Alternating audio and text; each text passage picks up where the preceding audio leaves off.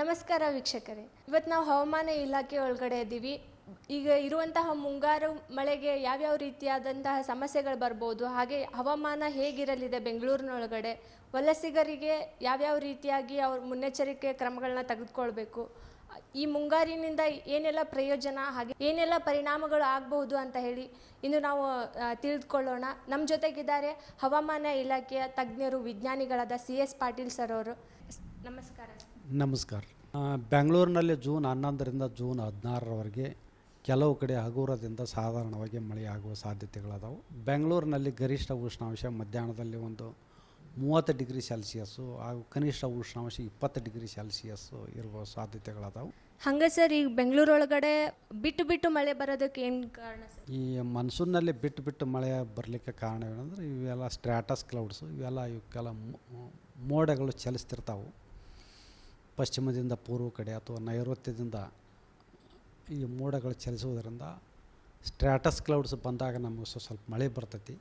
ಮತ್ತು ನಂತರ ಆಗಿಂದಾಗನ ಮಳೆ ನಿಂತು ಹೋಗಿಬಿಡ್ತೈತಿ. ಅದು ಇವಕ್ಕೆಲ್ಲ ನಾವು ಪಾಸಿಂಗ್ ಕ್ಲೌಡ್ಸ್ ಅಂತ ಇರ್ತೀವಿ. ಸ್ವಲ್ಪ ಮಳೆ ಬಂದು ಮತ್ತೆ ಹೋಗಿಬಿಡ್ತೈತಿ.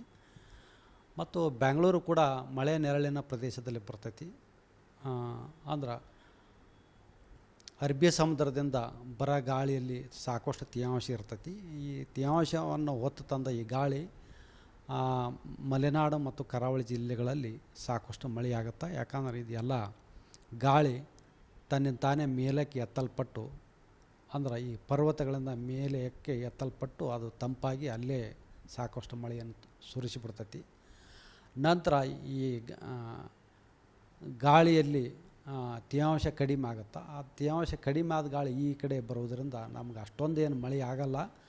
ಆದರೆ ಸ್ವಲ್ಪ ಮಳೆ ಆಗುತ್ತೆ, ಸ್ವಲ್ಪ ಭಾರಿ ಹಗುರವಾಗಿ ಮಳೆ ಆಗುತ್ತೆ. ಇದು ಒಂದು ಮುಖ್ಯ ಕಾರಣ ಅಂತ ಸರ್. ಹಂಗೆ ಈ ಬೆಂಗಳೂರೊಳಗಡೆ ಅಂತಂದರೆ ಅತಿ ಹೆಚ್ಚು ಜನಸಂಖ್ಯೆ ಹೊಂದಿರುವಂಥ ಪ್ರದೇಶ ಸರ್ ಇದು ಬೆಂಗಳೂರು. ಸೊ ಅವರಿಗೋಸ್ಕರ ಈ ಮುಂಗಾರಿನ ಒಂದು ಮುಂಜಾಗ್ರತೆಗಳನ್ನ ಹೇಗೆ ತಗೋಬೇಕು ಅಂತ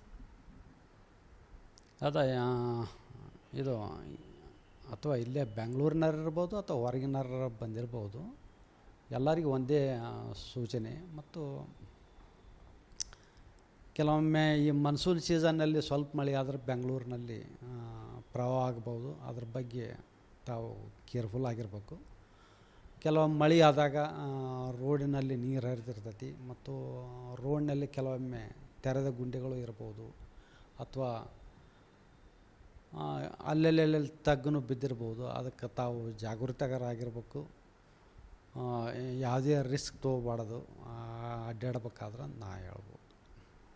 ಈ ಮುಂಗಾರಿನಿಂದ ಏನಾದರೂ ಆರೋಗ್ಯದ ಮೇಲೆ ಪರಿಣಾಮಗಳು ಬೀಳೋ ಮುನ್ಸೂಚನೆ ಇದೆ? ಮುಂಗಾರಿನ ಮೇಲೆ ಕೆಲವೊಮ್ಮೆ ಡೆಂಗ್ಯೂ ಜ್ವರ, ಹಿಂಗೆ ಮಲೇರಿಯಾ ರೋಗಗಳು ಬರ್ಬೋದು ಇದರಲ್ಲಿ. ಮತ್ತು ಕುಡಿಯೋ ನೀರನ್ನು ಕುದಿಸಿ ಆರಿಸಿ ಕುಡಿಯೋದು ಕೆಲವೊಮ್ಮೆ ಒಳ್ಳೆಯದಂತ ನಾ ಹೇಳ್ತೀನಿ ಸರ್. ಹಂಗೆ ಈ ಒಂದು ಮಳೆಗಾಲದೊಳಗಡೆ ಪ್ಲಾಸ್ಟಿಕ್ನ ಯೂಸ್ ಮಾಡೋದು ಎಷ್ಟು ಚಲೋ ಸರ್? ಪ್ಲಾಸ್ಟಿಕ್ ಬರೀ ಮುಂಗಾರ ಅಂತೇಳಿ ನಾವು ಪ್ಲಾಸ್ಟಿಕ್ನ ಅದು ಒಳ್ಳೆಯದಲ್ಲ ಅಂತ ನಾ ಹೇಳ್ಬೋದು. ಯಾಕಂದ್ರೆ ಪ್ಲಾಸ್ಟಿಕ್ ಭಾರಿ ಹಾನಿಕಾರಕ. ಎರಡನೇದಾಗಿ ಈ ವೇಸ್ಟ್ ಮ್ಯಾನೇಜ್ಮೆಂಟ್ ಮಾಡೋದು ಕಷ್ಟ. ಇವೆಲ್ಲ ಪ್ಲಾಸ್ಟಿಕ್ ಎಲ್ಲ ಗಟ್ಟರ್ನಲ್ಲಿ ಸೇರಿಸ್ಕೊಂಡು ಇವೆಲ್ಲ ಚರಂಡಿಗಳನ್ನು ಬ್ಲಾಕ್ ಮಾಡಿ ಕೆಲವೊಮ್ಮೆ ಇದಕ್ಕೂ ಒಮ್ಮೆ ಪ್ರವಾಹ ಆಗುವ ಸಾಧ್ಯತೆಗಳಿರ್ತಾವೆ. ವೃದ್ಧರು ಮತ್ತು ಮಕ್ಕಳ ಮೇಲ್ಗಡೆ ಯಾವ ರೀತಿಯಾದ ಪರಿಣಾಮ ಬೀಳ್ಬೋದು ಸರ್, ಆರೋಗ್ಯದ ಮೇಲಾಗಿರ್ಬೋದು?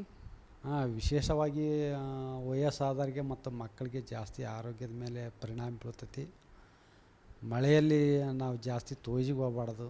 ಎರಡನೇದಾಗಿ ಸೊಳ್ಳೆಗಳಿಂದ ಕೂಡ ನಾವು ವಹಿಸಬೇಕು. ಸಾಧ್ಯ ಆದ ಮಟ್ಟಿಗೆ ತಮ್ಮ ಒಂದು ರಾತ್ರಿ ನೆಟ್ ಯೂಸ್ ಮಾಡ್ಕೊಂಡು ತಾವು ಮಲಗಿದ್ರೆ ಒಳ್ಳೆಯದು. ಸೊಳ್ಳೆಗಳು ಕೂಡ ಜಾಸ್ತಿ ಇರ್ತಾವೆ ಈ ಒಂದು ಮನ್ಸೂನ್ ಟೈಮ್ದಾಗ. ಕೊನೆಯದಾಗಿ ಸರ್, ಇನ್ನೂ ಈ ಬೆಂಗಳೂರೊಳಗಡೆ ಎಷ್ಟು ದಿನಗಳ ಕಾಲ ಇಲ್ಲಿದ್ದು ಮಳೆ ಜೋರಾಗಲಿದೆ ಅಂತ? ಬೆಂಗಳೂರಿನಲ್ಲಿ ಈ ಜೂನ್ ತಿಂಗಳಲ್ಲಿ ಸಾಮಾನ್ಯವಾಗಿ ಹಗುರದಿಂದ ಸಾಧಾರಣವಾಗಿ ಮಳೆ ಬರ್ತಾ, ಕೆಲವೊಮ್ಮೆ ಬ್ರೇಕ್ ಮನ್ಸೂನ್ ಸೀಸನ್ನಲ್ಲಿ ಮನ್ಸೂನ್ ಇಲ್ಲಿ ಸ್ಟ್ರಾಂಗ್ ಆಗಿ ಉತ್ತಮವಾಗಿ ಮಳೆ ಆಗ್ಬೋದು.